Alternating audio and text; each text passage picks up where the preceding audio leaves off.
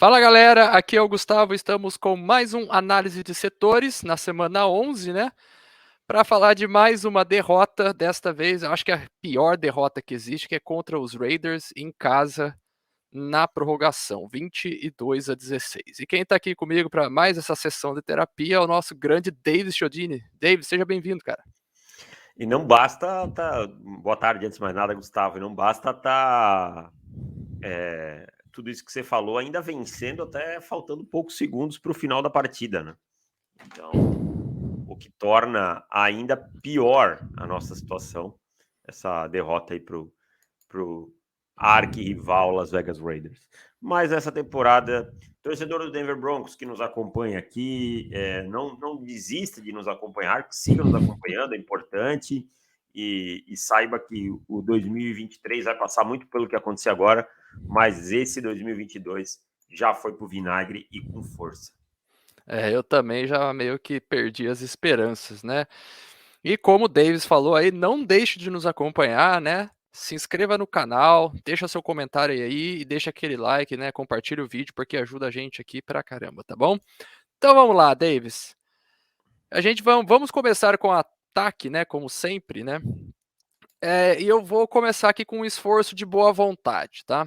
Que não é o ataque ainda não é aquela unidade que a gente espera, mas com um pouquinho de boa vontade, eu acho que teve um pouco de melhora nessa partida, né? Teve mais equilíbrio nas formações, né? As chamadas também. Eu acho que o fato do Nathaniel Hackett ter passado o play calling para o Clint Kubiak deve ter ajudado bastante nisso, né? Teve mais opções ali para o Russell Wilson se livrar da bola. E eu acho até que a gente poderia ter vencido a partida, não fossem três situações de jogo, né? Inclusive, uma delas você já falou. Para mim, o fumble do Melvin Gordon, né? Mais um. O field goal bloqueado e a decisão de passar a bola quando tinha 1:53 no relógio e os Raiders já não tinham mais timeouts para pedir, né? Então eles ali, né, teriam cerca de 1 minuto apenas para cruzar o campo no último drive do tempo regular, né? Você acha que que você acha do ataque, né? E se você acha que essas situações de jogo aí foram cruciais para a partida? Não, eu concordo com você. Eu acho que a gente foi melhor no ataque, né? Especialmente soltando a bola rápido, mas passa, eu acho, talvez por um aprimoramento do plano de jogo, passa pela mudança do play caller e talvez do play caller e da comissão técnica terem um pouquinho mais de voz no plano de jogo, né? Mas a gente foi frágil em profundidade, a gente foi frágil atacando no meio do campo, atacando ali de 10 jardas em diante. Nós tivemos, deixa eu até contar aqui, 1, 2, 4, 6 passes para mais de 15 jardas, para mais de 10 jardas, desculpa, e só 3 completos, né? Então não conseguimos. E agora a gente tem que entender uma coisa. No fim das contas, o que importa é finalizar as campanhas, anotar pontos, né? Coisa que a gente não conseguiu, e aí muito por conta desses pontos que você citou. E a gente tem que lembrar uma outra coisa. Os Raiders é uma das piores defesas da NFL. Uma das defesas com, se não me engano, é a Eu acho que pior em terceiras descidas, é, tá? Então, assim, a gente também teve um jogo aéreo um pouquinho mais consistente contra eles na primeira partida, que perdeu também. Quanto disso passa pela ruindade dos Raiders ou de uma melhora nossa, a gente só vai saber no passar das semanas. A gente tem, o próximo jogo é contra a Carolina, que tem uma boa defesa. Né? Então vamos ver se isso se mantém. É um sopro, mas, Gustavo, desculpa falar um monte aí antes de passar a palavra para você pode de falar. volta. Nós somos tão bagunçados do ponto de vista organizacional dentro do vestiário, que eu digo de comissão técnica, que nós mudamos do nosso head coach para o play caller para o nosso quarterback coach. Não foi o nosso coordenador ofensivo que recebeu o play call. E você falou muito bem em off uma coisa que é verdade. Um erro não justifica o outro. O Kubiak tem experiência como play caller e o Alter não tem, né? Mas é tudo muito disfuncional. Se eu sou coordenador ofensivo e eu não chamo as jogadas, e aí eu vou, o head coach vai passar o play call e passa pro quarterback coach, eu pego minhas coisas junto no armário e vou para casa. É. Não, pra mim isso foi um atestado de que escolhemos errado o coordenador ofensivo, só pode. E o head coach, né? E o head coach também, O então head coach, o head coach que contrata um coordenador ofensivo que ele não confia para ser o play caller quando ele não tiver, para mim ele tá completamente perdido. a sensação é que fica que ele colocou um cara ali só pra, sabe, meio que eu não gosto de usar essa palavra, mas meio que um capacho pra retransmitir as ordens Tem um dele, nome né. ali, né? É um nome, né. Então, realmente, assim, eu acho que eu sou dessa, assim, ó, se o melhor é o Clint Kubiak, que seja, não pode Não, eu errar de novo concordo. por causa disso, mas é óbvio, é um atestado de erro de escolha, não E resta a menor dúvida. eu até acho o Kubiak um bom play caller. Eu acho que a torcida de Minnesota não Sim. gostava muito dele e tal, mas acho que passava muito pelo Mike Zimmer. E eu acho que tudo bem, né? Vamos. Eu acho que ele fez um bom play call no primeiro jogo, mas não dá para você ter um coordenador ofensivo que não é o seu backup play caller, sabe? É surreal. Isso passa muito pela bagunça que a gente é dentro da comissão técnica. Eu concordo totalmente e, assim, vamos ver, né, se essa mudança vai se prolongar, até porque o Hackett hoje, né, já confirmou que o Clint Kubiak continuará como play caller na próxima partida. Então, contra uma defesa melhor, que nem você pontuou, né, vamos ver se esse sopro de melhora continua ou se foi só um sopro e se foi, né. Então vamos falar um pouquinho desse ataque, né, do que o Clint Kubiak muito provavelmente ajudou a moldar nessa semana. Uma coisa que a gente viu, né, na partida contra os Raiders, eu achei foi assim, um balanço melhor entre formações. A gente viu o Russell Wilson alternando mais ali under center com formações mais pesadas, né? O shotgun em 11 personnel e alternando um pouquinho, né?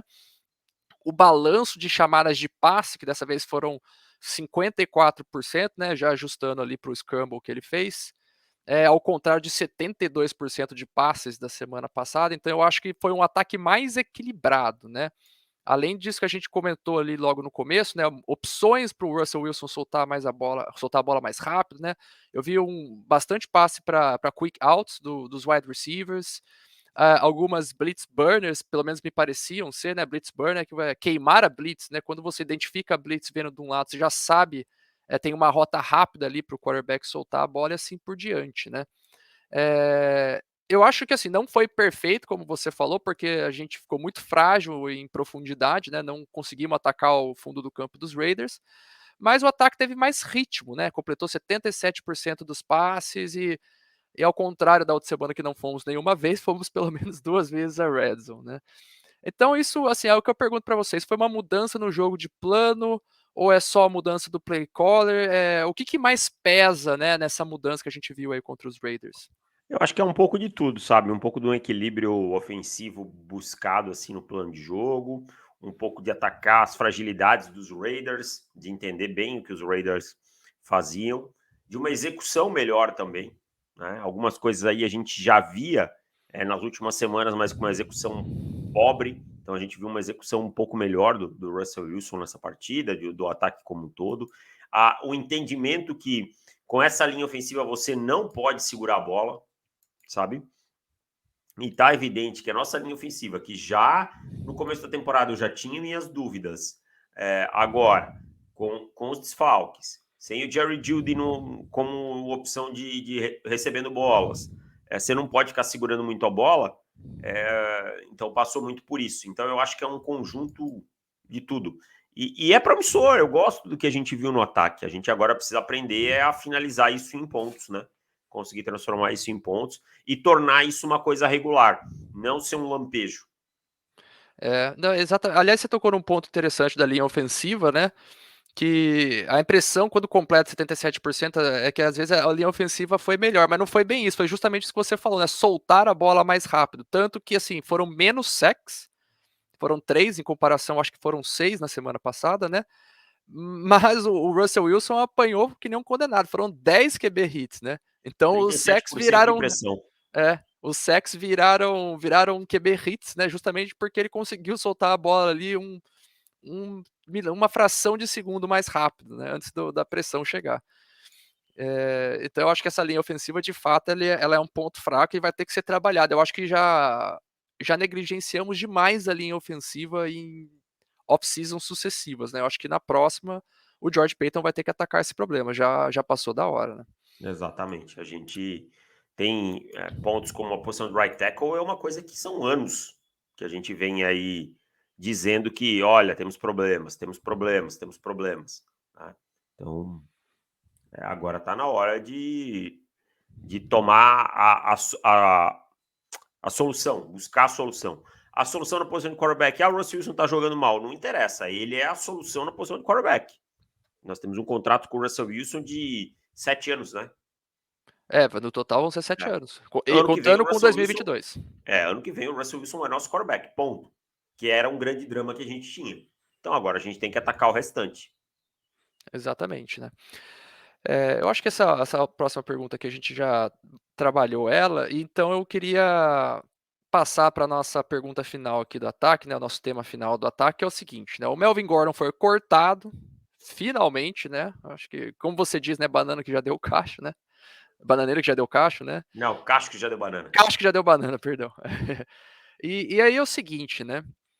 Que tipo de mensagem, porque senão fica muito claro para mim se foi, por exemplo, o George Paton tirando o Melvin Gordon das mãos do Nathaniel Hackett, ó, se você não tira ele, eu vou tirar ele do time, ou se foi algum outro tipo de mensagem, né? O que que esse corte do Melvin Gordon ele representa para o vestiário do Denver Broncos, né? Para os jogadores e também para a comissão técnica?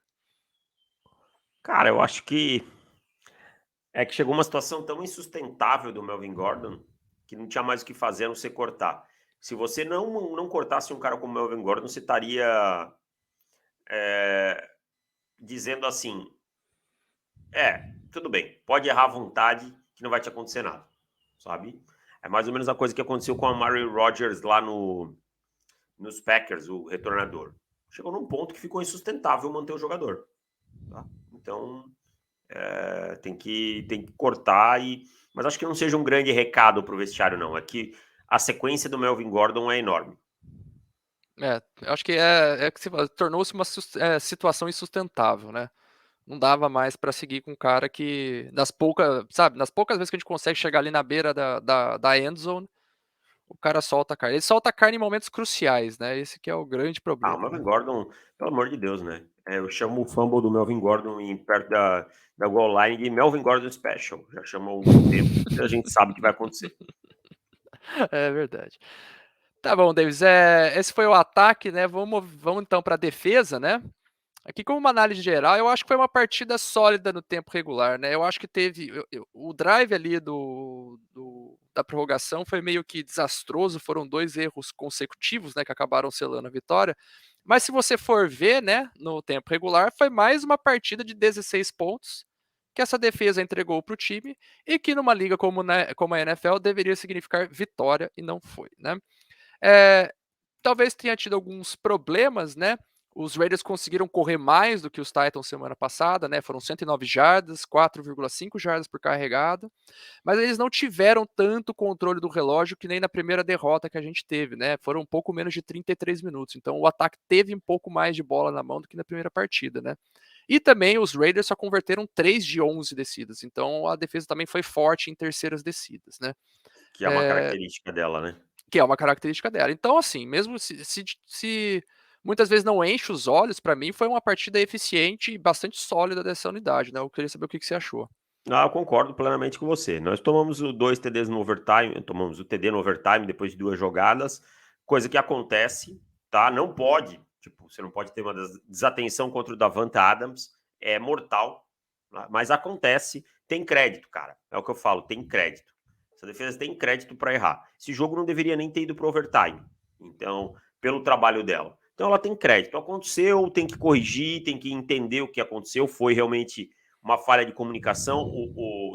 Foi o Surtain que foi batido, né, pelo Adams na última jogada, né? Foi, ele fez uma Foi. movimentação estranha, né? Porque o É, Adams fingiu um deep over, né? Que ia é. cruzar o campo e cortou de volta para a E sideline e aí ele foi batido ele na mordeu, rota né? por um dos melhores wide receivers da NFL. Acontece. Mas assim, A defesa deixou a gente em condições de ganhar o jogo. Não ganhamos, ponto. Sabe? Tem crédito por tudo que fez na temporada até agora. Eu acho que mesmo assim, é que eu acho que contam os 22 pontos, né? Mas se fossem só os 16 pontos, talvez continuasse como a defesa que menos cedeu pontos na liga, né? Acho que hoje não é mais a primeira, mas tá ali no top É, 5. tá ali no top 5, né? Então, aí, Davis, assim, uma situação interessante pra gente analisar aqui sobre essa defesa, né? Foi que por 2 jogos seguidos nós enfrentamos running backs ali de primeira prateleira, né? O Derrick Henry e no jogo contra os Raiders, o Josh Jacobs, né? E teve uma diferença de jardas, vamos dizer assim, cedidas, que foi significante, né? Que foi 109 para o Josh Jacobs, enquanto a gente limitou muito o Derrick Henry a apenas 53 jardas, né? Uma das diferenças, né, que eu notei de uma partida para outra, né, foi que o Evero, talvez pela ausência do Jonas Griffith, né, que estava machucado, né, não teve como usar aqueles front 5-3, né, que era ali 3 DLs, 2 outside linebackers e 3 inside linebackers, bastante pesado, né, para lotar o box ali que ele usou com certa frequência na última partida, né, formação heavy, para limitar o Derrick Henry. Você acha que essa foi a diferença de uma partida para outra, ou foi simplesmente ali o que você chama de Jimmys and Joes, né? Que foi a DL de, a OL deles dominando a nossa linha defensiva. Eu acho que tem um outro ponto aí. A gente tem Ok. muita dificuldade em defender corridas em gap, sistema de bloqueios angulares. A gente Uhum. pode notar, a gente tem uma defesa que tem mais dificuldade quando é atacada nesse sistema dessas corridas diretas, né? O sistema de gap é o quê? Um bloqueio o meu contra o seu, né? Não é em zona em que tem uma movimentação em que a linha ofensiva vai bloquear um espaço, tá? Os Titans, eles atacam muito mais em zona. A gente tem mais facilidade porque nós temos jogadores mais móveis na defesa, jogadores velozes, explosivos, mas não tão fortes, tá? Então, em gap contra gap, a gente sofre mais. Por isso que a gente sofreu nos dois jogos contra os Raiders. E eles correm majoritariamente em gap, tá? Mais de 75% das corridas deles foram em gap. Então, acho que esse é o principal fator. Então é um fator de personnel mesmo, e a gente só consegue resolver isso adicionando mais bife, assim por dizer, É, na e, off-season, e, né? e é o tipo de coisa que você corre o risco, sabe? Você nunca vai conseguir estar bem contra tudo na NFL, né? Por conta do cap space, tudo isso, do equilíbrio de elenco, algum calcanhar de Aquiles você vai ter, e a liga é feita para isso. Para que você tenha calcanhares de Aquiles que gerem equilíbrio. Então, entre defender o passe, defender corridas em zona e tal, esse é o nosso melhor personnel, nosso elenco é montado, nossa base defensiva, para defender, controlando a linha de first down o passe, ser uma defesa muito efetiva, controlando a linha de first down, e defender essas corridas em zona. Mas aí a gente vai ter dificuldades contra esse smash mouth football, esse jogo mais old school. Só que é um jogo que de ganhos menores, geralmente, né? Então você aceita que em algum momento você vai sofrer com isso. É. E como eu disse, né, pelo menos nessa partida, eles não tiveram tanto controle do relógio, né? Então a bola teve mais tempo com o nosso ataque do que anteriormente. E aí, ainda falando sobre as trincheiras, né? Porque, assim, o controle da linha de first down é uma característica, né, dessa secundária nossa, mas em alguns momentos, né, inclusive no fatídico lance que definiu a partida, a gente cedeu algumas big plays, né? E, assim, a gente costuma olhar isso como um problema da secundária, mas uma coisa que eu notei ontem foi que nós, aparentemente, né, pelo menos os números, né, foi apenas um sec e 4 QBs hits, né? Eu não sei se você tem os números de pressão aí. A gente não Já vou ver conseguiu aqui, pode a falar gente que eu não vou ver. conseguiu pressionar muito o Derek Carr, né? E aí ele teve tempo para esperar essas rotas de se desenvolverem, né? Você acha que esse foi um problema na partida de ontem, principalmente ali no overtime? Apesar que no overtime a primeira big play foi os dois inside linebackers caíram, né, no play action, né? É, tem uma coisa que é importante. Primeiro, o Derek Carr é um quarterback que solta a bola rápido. Né? Uhum. Isso é uma característica dele. É difícil de você criar pass rush. E eu lembro, acho que da estreia do Fangio há uns anos atrás, primeira semana, um jogo de segunda noite, que a gente sofreu, cara, porque não conseguia chegar no Derek Carr porque a bola saía muito rápido. Era o Gruden ainda o treinador deles. Então o cara é um quarterback que é acostumado com isso, a lidar com esse tipo de situação, tá? Então eu acho que isso aí prejudicou o nosso pass rush. Nosso win rate não foi ruim, o problema é que não deu tempo para trabalhar. E quando eles foram para essas jogadas mais longas, eles trabalharam com proteção extra, tá? Geralmente com 6 ou 7 homens na proteção. Eu até estou abrindo aqui para ver se eu descubro. Eles trabalharam com o Max Pro em 13% das jogadas e foram justamente essas jogadas em que eles atacaram de forma mais vertical. Então, com até 7 homens, com 13%, tá? Mas várias vezes usaram pelo menos 6 homens na proteção. Então, acho que isso aí foi fator também. Foi também plano de jogo dos caras também, né? Não É foi. um plano de jogo deles, né? É, Assim, usar isso, trabalhar. Até porque a linha deles também não é muito eficiente protegendo no jogo aéreo, então eles soltam a bola o mais rápido possível. E aí, com o Davante Adams tendo uma noite, uma tarde, né, inspirada, fica mais fácil para o Carr encontrar a primeira leitura e fazer isso.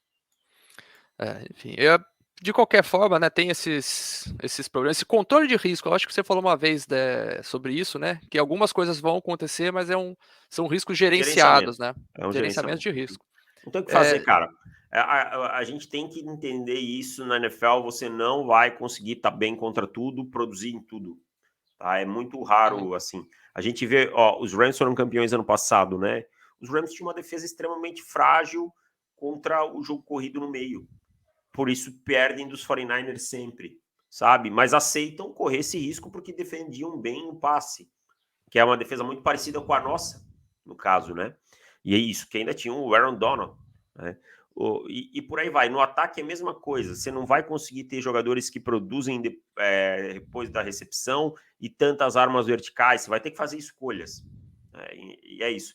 Você não pode ter uma montagem de elenco para uma coisa e fazer outra. Aí é muito é, complicado. aí fica complicado. Beleza, Davis. Então essa foi a nossa defesa, né? Mais uma partida sólida dela. E aí vamos passar para o famigerado time de especialistas, né? É, para mim, mais do mesmo, né? Field goal bloqueado, punts curtos, coberturas ruins e gerou isso tanto para o ataque quanto para a defesa. Eles recebem as outras duas unidades, né? Recebem desse time de especialistas posições ruins de campo, né? Inclusive, eu não sei, né?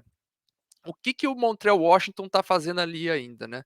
Já, assim, quando o cara erra tanto, já tá na semana 11, eu acho que pelo menos um revezamento com alguém ali tinha que estar acontecendo já. Mas enfim, né? Possível que É não tenha ninguém que consegue retornar um punch e um kickoff, cara. impossível, Impossível. Impossível impossível.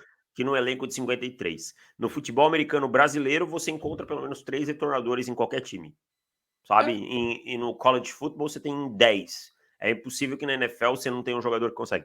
Mas sobre o nosso special team, eu não vou falar, eu vou fazer um gesto. Aqui jaz o special team do Denver Broncos.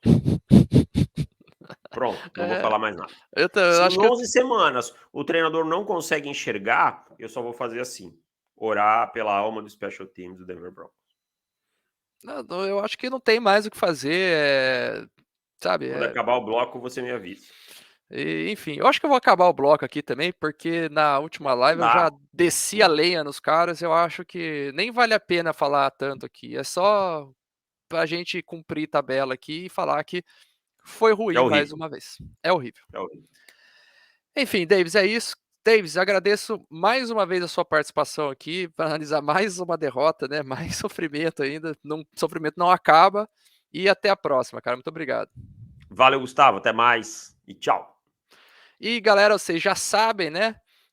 Se inscrevam aí no nosso canal, ativem o sininho de notificações para vocês não perderem nada do que a gente lança aqui no canal. E o Mile High Brasil também está aí nas outras redes sociais, né? No Twitter, no Instagram, no Facebook.